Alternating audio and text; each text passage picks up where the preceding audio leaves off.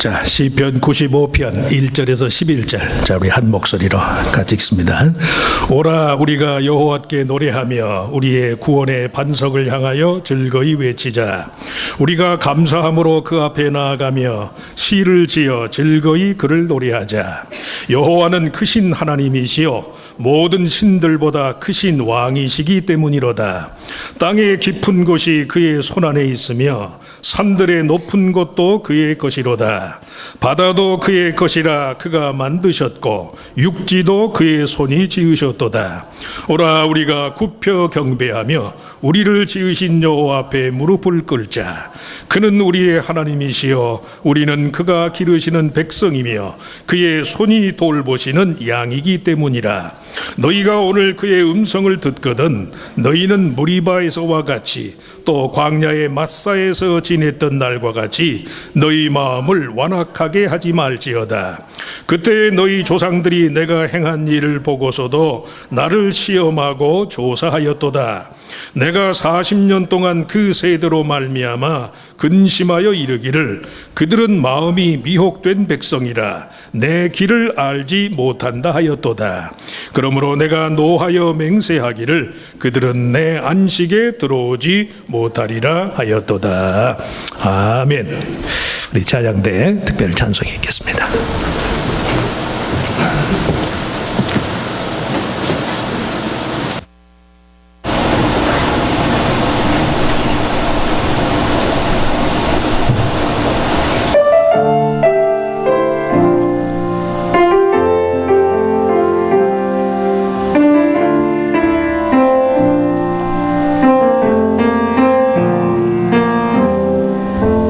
주님과 같이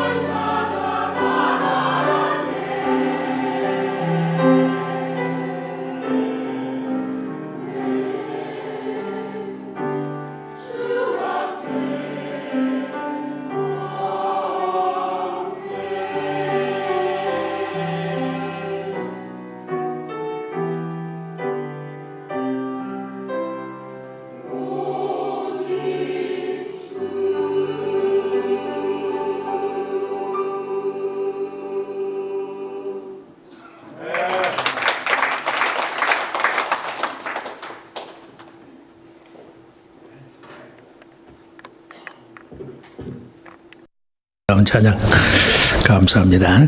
자, 우리 같이 읽을 말씀을 가지고 여호와는 크신 하나님이시여, 여호와는 크신 하나님, 그런 제목으로 잠깐 은혜를 나누고자 합니다.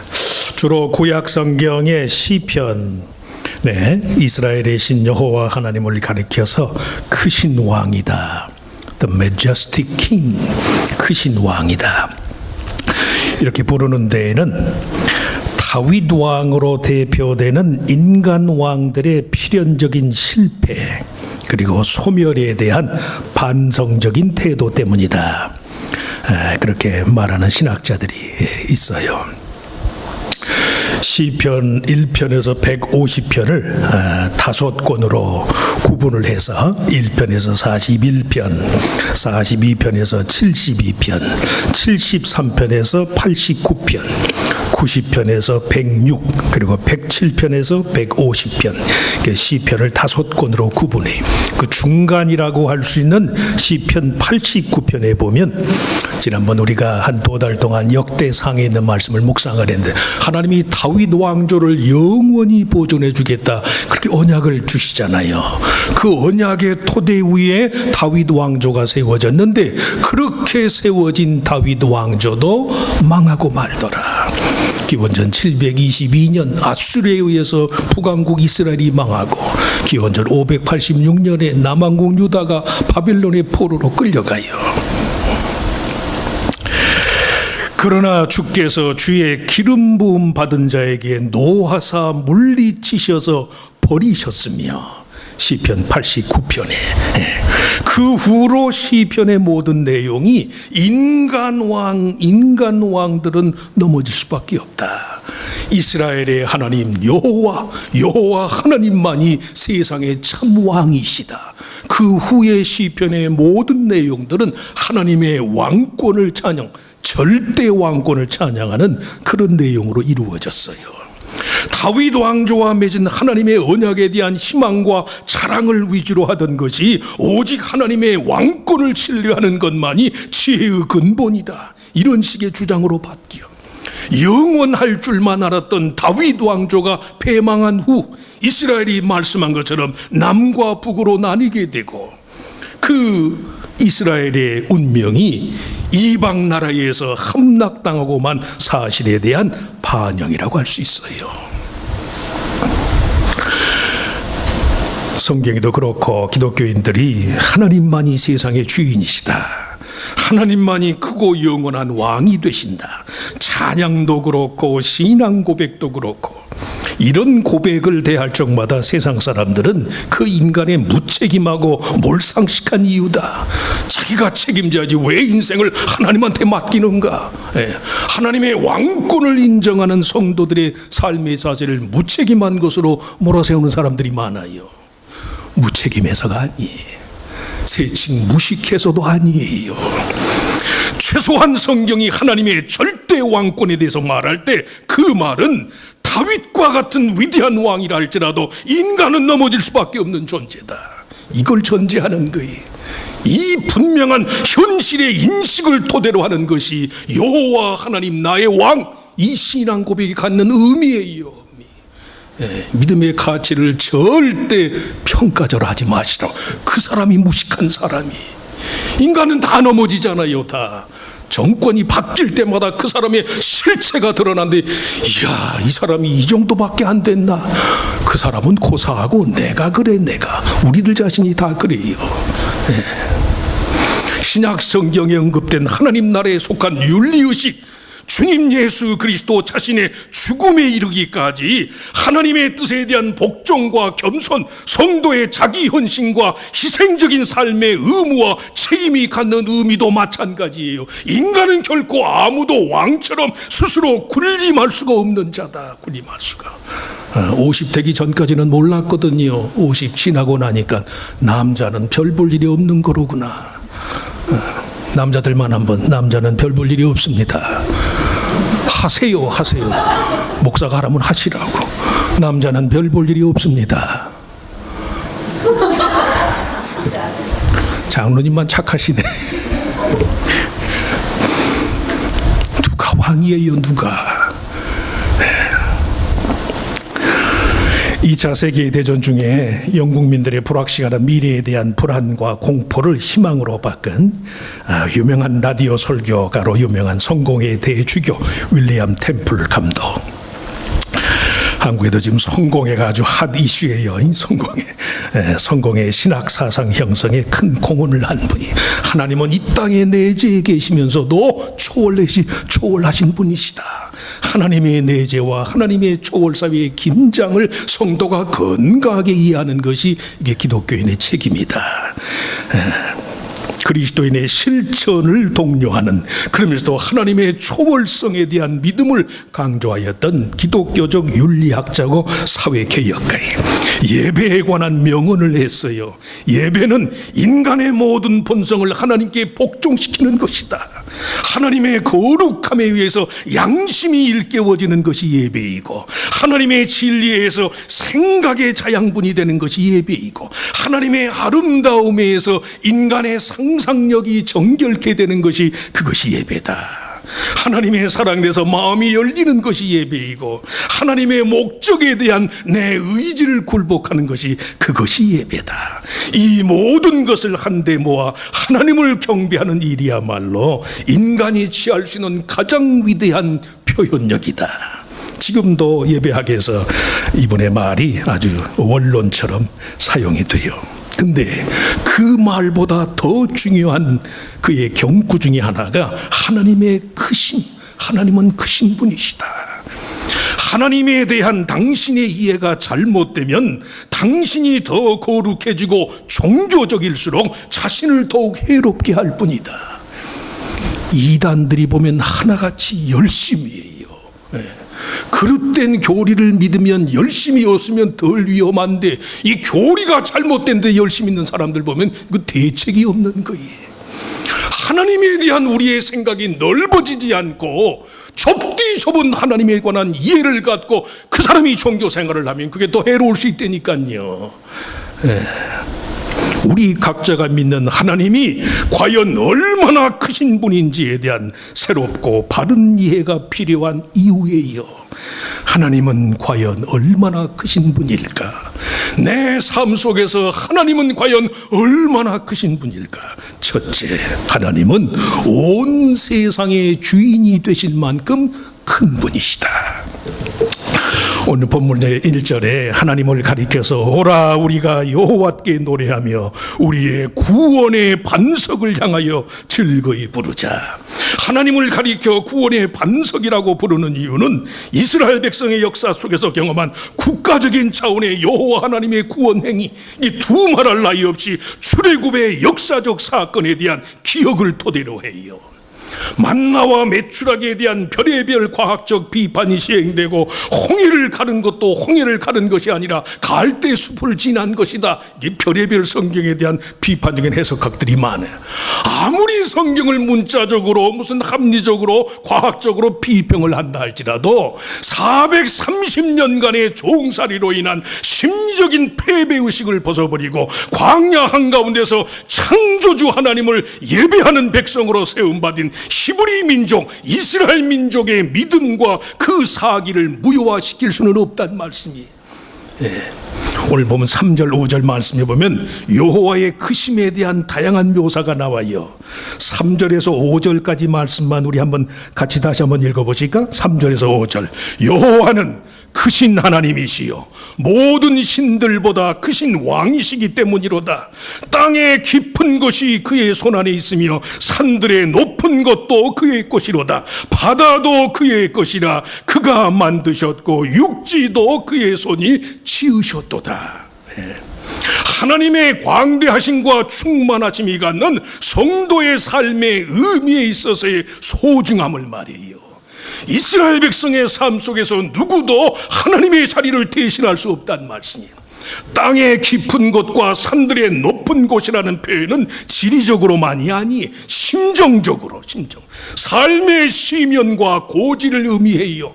성공과 실패, 행복과 불행, 삶과 죽음식의 삶의 다양한 변화의 과정을 거치면서도 온갖 내면의 위협과 조바심 가운데서도 여호와 하나님을 찬양하고 높일 수 있는 근거와 이유를 제공한 분, 그분이 바로 우리가 믿는 하나님이시다. 이 믿음을 누가 말리겠어요? 누가? 못 말리는 거예요. 못 말려요. 바다도 그의 것이라 그가 만드셨고 육지도 그의 손이 지으셨도다. 이 말씀은 온 세상의 경계를 정하는 분이 하나님이시다. 하나님. 여러분 말씀해요. 성도의 삶의 최종 경계를 정하시는 분은 하나님. 세상 사람이 아무리 끝났다고 해도요, 하나님이 아직 아니다 아니면 아니에요. 물리적인 삶의 경계만이 아니 인간 내면의 경계를 정한 것도 마찬가지예요. 믿는 자에게 하나님은 삶의 경계를 무한대로 넓혀주시거든. 그러니 성도가 절망하지 않지요. 이것도 제가 여러 번 드렸던 말씀이에요. 영어의 절망과 실망은 큰 차이가 있다니까. 실망할 수는 있어요. discourage, 용기가 없어질 수는 있다고. 그러나 절망은 아니에요. 절망은 뭐라고 그랬어요? disappointment, 하나님이 나를 지명한 하나님의 선택은 무효화되지 않으니까 실망은 하시라고. 그러나 뭘 말아요? 절망은 없어요. 실망은 하지만, 따라서 해보죠. 실망은 하지만 절망은 없습니다. 왜? 하나님이 살아계시니까. 성도의 삶의 경계를 정하시는 분은 하나님.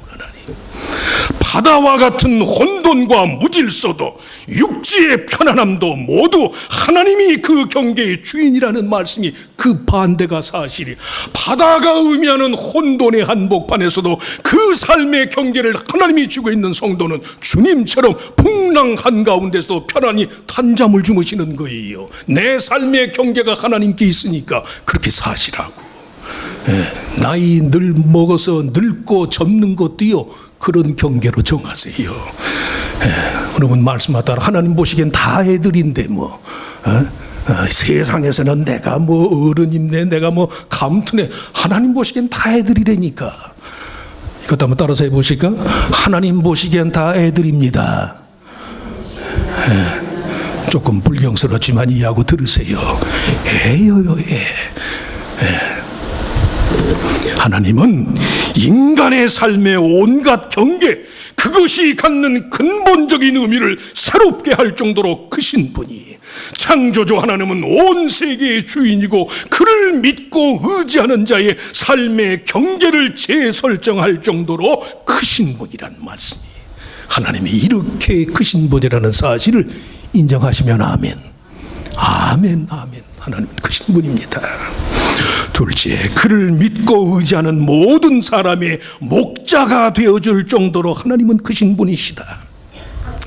7절 말씀에, 우리말 성경에 그는 우리의 하나님이시요 우리는 그가 기르시는 백성이며 그의 돌보시는 양이라. 우리말 성경은 히브리 말에 목장이라는 말이 생략됐어요. 그의 기르시는 백성이라는 말은 그의 목장에 거하는 백성이라는 뜻이, 창조주 하나님은 만물의 주인이면서 동시에 그를 믿고 의지하는 자들이 거하는 삶의 동산, 목장의 주인이에요. 최소한 하나님께 대한 믿음을 갖고 사는 사람은 동일한 공간 내에서도 전혀 다른 체험이 가능한 거예요. 사람마다 그 마음의 주인이 누구인지에 따라서요, 동일한 공간에서도 전혀 다른 유형의 삶을 사는 일이 가능해요. 어렵고 힘들어도 내외간에 위하고 사랑하고 불쌍히 여기는 마음을 가지면 10번 20번 망해도 살아나잖아요. 초막이나 궁궐이나 내 주 예수 모신 곳이 그 어디나 하늘나라니까. 마음이 갈리고 불신하게 되고 서로 경계하게 되면 육식을 먹어도 소화가 안 되지요. 잘 먹는데 살이 안 찌는 이유가 거기 있어요. 하나님은 내 인생의 터전을 물리적인 형편과 물리적인 공간의 처지가 어떠한지에 상관없이 그 그 백성을 위해서 목장에 거하도록 하나님과 함께 계시면 어디나 양의 목장이에요, 목장. 언젠가도 몇 차례 소개했지만 2차 대전을 배경으로 한 인생은 아름다워 Life is Beautiful 이라는 영화 오래전에 개봉했어요. 한 유대인 가족의 부모회를 그린 영화에 아직 안 보신 분 있으면 한번 보시오. 수용소에 끌려온 아들과 아버지는 비유대인이었던 엄마와 헤어지고 나서 수용소로 수용이 돼요. 매일 수용소 안에서 아빠는 아들이 겁나고 무서워할까봐 그 수용소 안에서 우리는 지금 전쟁 놀이를 하는 것이다, 그렇게 아들을 설득을 해요. 이 수용소는 단지 게임일 뿐이고 최초로 1000점을 따는 사람에게 탱크가 주어질 것이다, 그렇게 아들을 세뇌를 시키는 거예요. 엄마가 보고 싶다고 울거나 배고프다고 떼를 쓰고 말을 듣지 않고 소리를 지르면 점수가 깎인다. 조용히 지내서 나치에게 안 잡히면 1000점 1000 포인트를 얻어서 네가 탱크를 상으로 받게 될 것이다. 그 약속에 많은 사람들이 수용소에서 죽어가고, 그런데도 그 아들 조슈아는 아버지 이야기를 그대로 믿는 게 아무런 의무를 품지 않고 살아나요. 영화가 거의 끝나갈 무렵에 연합군이 진격해 온다는 소문에 혼란을 느껴서 아들을 더 안전하게 숨기면서 조금만 더 기다리면 1000점을 얻게 될 것이다, 잘 숨어 있으라고 당부해요. 연합군이 온다는 소식을 듣고 부인을 찾아서 길에 나섰다가 그만 아빠는 나치 군인에게 총살을 당하고 말아. 하지만 아빠의 당부대로 끝까지 수용소 박스더미에 잘 숨은 아들 조슈아는 발각당하지 않고 살아남아서 미군의 탱크가 수용소를 해방하자 자신이 게임에서 승리자가 됐다. 내가 1000점을 땄구나. 엄마와 아들은 만나요. 두 사람 모두 아버지가 죽은 줄 모르고 살게 돼. 세월이 지나서 아들은 비로소 아버지의 희생으로 그 수용소에서 공포와 죽음과 살생이 난무하는 수용소에서 이곳은 지금 네가 아빠와 게임을 하는 곳이다. 여기서 울지 않고 잘 숨고 숨바꼭질을 잘하면 그러면 탱크 1000포인트를 얻게 되고 네가 탱크를 얻게 될 거야. 그리고 나중에 끝나니까요, 정말 연합군의 탱크가 오잖아요. 미군 병사 한 명이 아들 조슈아를 번쩍 안아서 탱크에 태우잖아. 야, 우리 아빠 말이 사실이었구나. 훗날 지나고 나니 그곳이 그 죽음이 난무하던 수용소들의 수용소. 아들은 그 아버지가 누구인가, 아버지의 사랑만 있으면 죽음이 난무하는 포로 수용소도 게임을 하는 것으로 여기는 거예요. 하나님이 그 백성을 목자의 양떼와 같이 기르시고 먹이시겠다는 성경 말씀이 그 뜻이, 죽음의 법칙이 지배하는 이 땅 위의 삶을 영원한 하나님 나라로 향하는 중간 기착지, 정거장과 같은 것으로 여기도록 하시는 분이 그분이 하나님이에요. 그 사실에 대한 확증과 안심을 갖도록 하기 위해서 하나님이 친히 인간의 몸을 입고 나사렛 예수 그리스도로 오셨다는 말씀이에요. 인생의 주인이 누군가, 내 삶의 왕이 누구인가.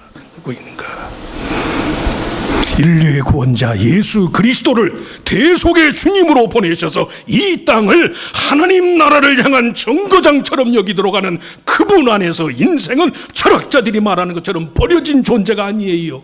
피투성이라고, 또 thrown away, 인간의 삶이라는 것이 버려진 것이다, 피투적인 존재다, 버림받은 존재가 아니라니까요. 무슨 말씀이 7절 말씀, 그는 우리의 하나님이시요 우리는 그가 기르시는 백성이며 그의 손이 돌보시는 양이기 때문이라. 버림받은 것 같은 생각이 들 때가 많잖아요. 조금 이제 철이 드니까, 60이 가까우니까, 이야, 인생이 이게 버려진 거 아닌가.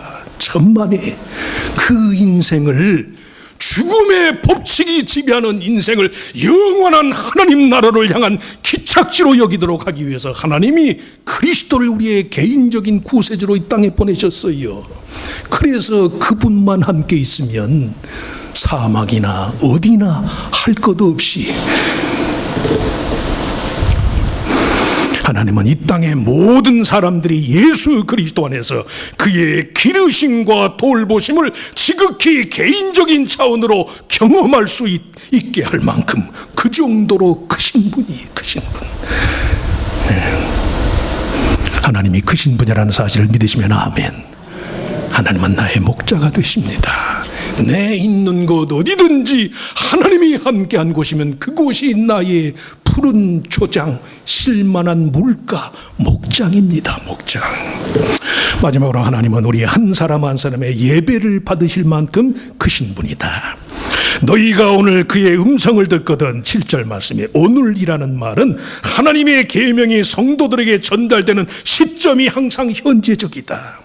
모세오경의 근간을 이루는 신명기라는 책의 이름도 두 번째 계명, 두 번째 율법이라는 뜻이, 모세의 계명이 이스라엘 백성의 두 번째로 전해졌다는 단순한 의미가 아니라 하나님의 백성은 항상 하나님의 말씀을 현재적으로 듣는 것이다. 현재적으로. 지금 이 순간 내가 하나님 앞에 무엇하고 말하는가, 하나님을 향한 현재적인 반응만이 문제예요. 그 말은 무슨 말이에요? 서로 어제까지 잘못했다 할지라도 하나님의 처소에 나오기 이전까지 내 삶이 어떠하든지 상관없이 내가 지금 오늘날 그의 음성을 듣거든 마음을 강팍하게 하지 말고 하는 말씀처럼 하나님의 말씀은 언제든지 현재적으로 내게 주어져요. 어떤 분들이 연세 들어서 예수 믿고 나면 이 좋은 예수를 내가 젊어서 믿을 걸 후회하실 때가 있어요. 후회만 하시오. 낙심은 하지 마시오. 왜? 하나님은 언제나 현재. 과거는 뭐예요? 과거는 모르시나? 과거는 흘러갔다. 모르세요? 모르는 척 하지 말고 흘러간 거예요. 지금이 문제죠. 얼마나 감사해요. 저나 여러분이나 얼마나 잘못 살아온 내력이 많냐는 말씀이. 그런데도 하나님은 우리의 과거는 진홍빛처럼 주홍빛처럼 붉은 우리의 과거의 죄 따위는 다 씻어버리고 오라 우리가 굽혀 경배하자 지금을 문제 삼는다는 말씀이에요. 하나님이 크신 분이라는 말의 의미가 그의 말씀이 모든 믿는 사람들에게 항상 개인적으로 현재적으로 들려진다는 데 있어요. 바로 이전까지의 그릇된 행동이나 생각이 문제될 게 없다는 말씀이에요. 그의 말씀에 대해서 지금 이 모습 이대로 현재적으로 반응하기만 하면 하나님은 능히 우리를 새롭게 하고 구원할 수 있다. 그것이 바로 하나님과 인간의 차이예요. 하나님 편의 진리와 인간의 거짓말의 차이예요. 사람의 말은 듣기는 좋아도요 속은 다를 때가 많잖아요. 하나님의 말씀은 안 그래요.